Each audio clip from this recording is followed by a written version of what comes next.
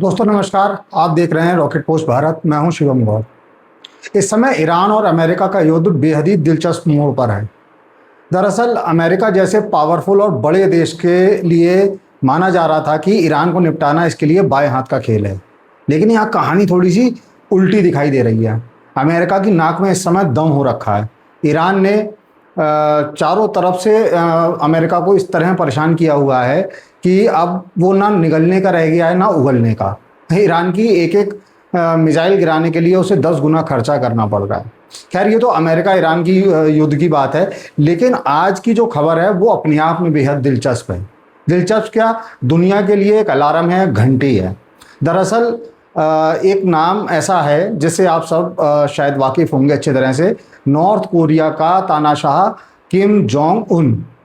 आज सुबह की खबर है कि नॉर्थ कोरिया ने अपनी 10 बैलिस्टिक मिसाइलें दागी हैं। कहाँ? समुद्र में दागी हैं फिलहाल तो, लेकिन एक तरीके से माना जा रहा है कि ये जो चारों तरफ दुनिया में युद्ध चल रहे हैं उसमें अब नॉर्थ कोरिया यानी किम जोंग उनकी एंट्री हो चुकी है।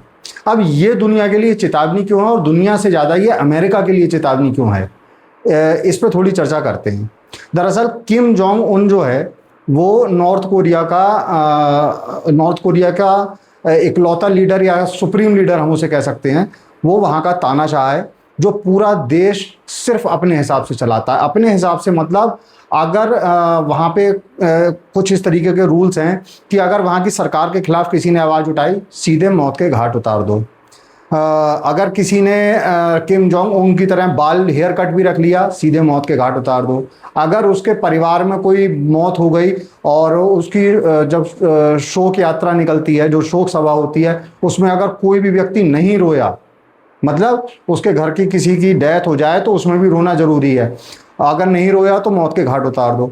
अभी हाल ही में कोरोना का जब काल आया था तो पूरी दुनिया में हाहाकार मचा था, लेकिन नॉर्थ कोरिया एक ऐसा देश था जो कोरोना से अछूता रहा था। क्यों?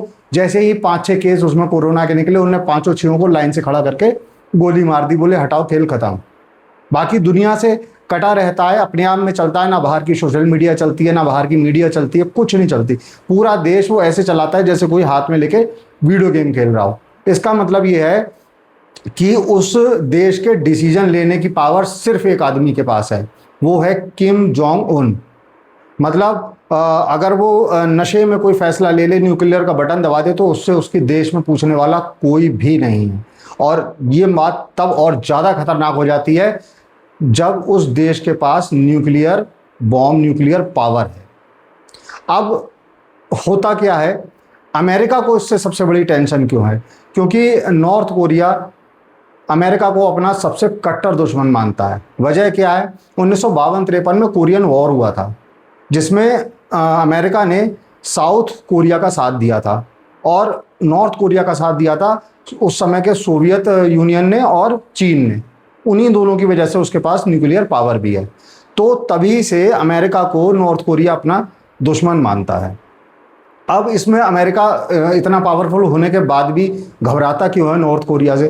क्यों? क्योंकि नॉर्थ कोरिया दुनिया के दबाव में नहीं चलता। यानी कि किम जोंग उन को दुनिया के दबाव से कोई लेना देना, कौन देश क्या कह रहा है, ह्यूमन राइट्स, यूएन, ये वो, उसको कोई लेना देना नहीं। उसके दिमाग की घूमी, वो बटन दबाएगा, सीधे मिसाइल गिरेगी अमेरिका में, उसके बाद आप जो चाहें कर लो, कोई फर्क नहीं पड़ता उसे। उसका पूरा देश खा जाओ, उस पर 25 मिसाइल, वो उसे जो करना है वो करके रहेगा। यानी कि वो सनकी है, दुनिया उसे अनप्रिडिक्टेबल लीडर के तौर पर जानती है। अब अमेरिका को घबराने की आवश्यकता क्यों है? देखिए, अमेरिका इस समय इधर ईरान के साथ बुरी तरह से उलझा हुआ है। यहाँ पे उसे एक तरीके से देखा जाए तो ये लड़ाई महंगी पड़ रही है। और उधर यूक्रेन रशिया में भी अमेरिका अपना अच्छा खासा खर्चा कर चुका है। इधर इजराइल हमास का जब युद्ध हुआ था तो उसमें भी इजराइल के पीछे पूरी तरह से अमेरिका खड़ा हुआ था। उधर चाइना अभी चुप बैठा है, लेकिन वो धीरे धीरे तैयारी कर रहा है ताइवान पे कब्जा करने की। उधर तमाम तरीके चाइना को भी अमेरिका को काउंटर करना पड़ेगा। मतलब अमेरिका इस समय कई स्तर पे, कई फेसेस पे वॉर लड़ रहा है इस समय। अमेरिका इस समय चारों तरफ से बुरी तरह से उलझा हुआ है। ऐसे में अगर किम जोंग उन इसके पल्ले पड़ गया तो ऐसे समझिए जैसे होता नहीं है कोई पागल कुत्ता पीछे पड़ गया, आप करें तो करें क्या।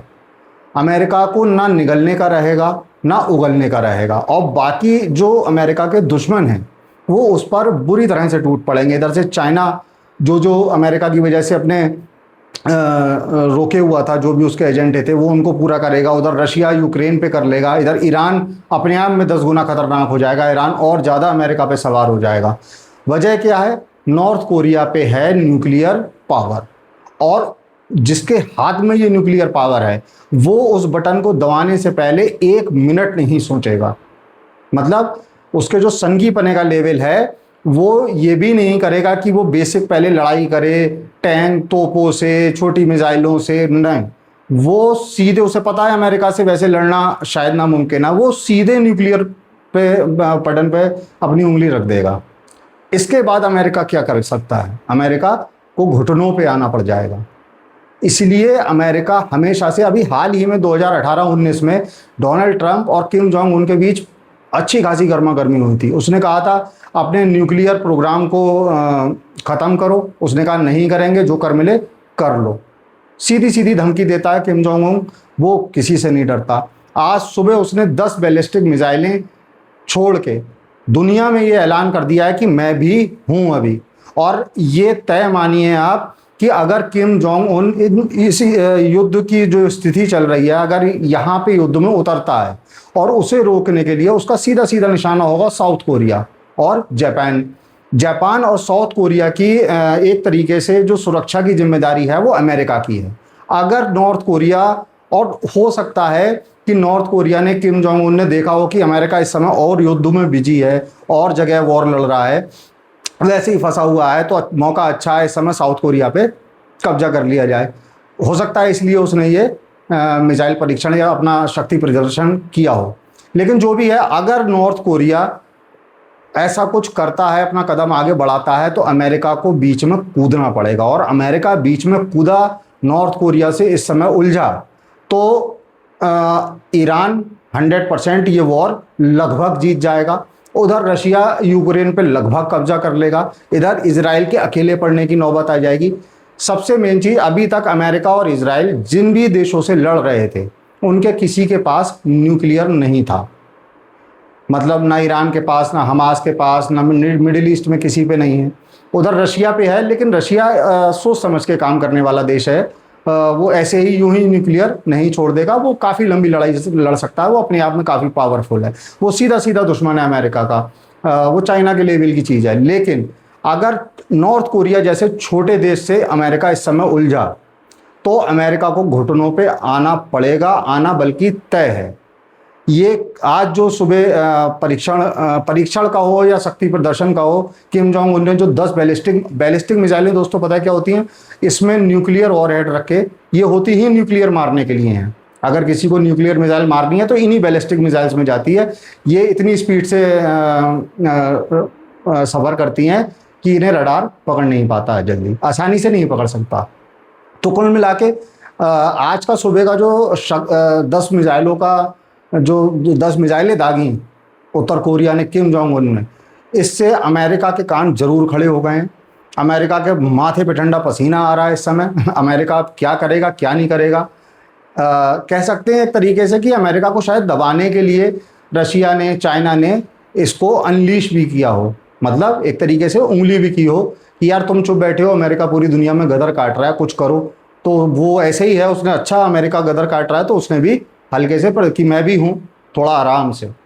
तो कुल मिला के अमेरिका के लिए चैलेंज की बात है। इसके बाद अमेरिका का अगला स्टेप क्या होगा? अमेरिका चुप रहेगा, इग्नोर करेगा, या कुछ उस पर बोलेगा, एक्शन लेगा, देखना होगा, बड़ा दिलचस्प होगा। नमस्कार।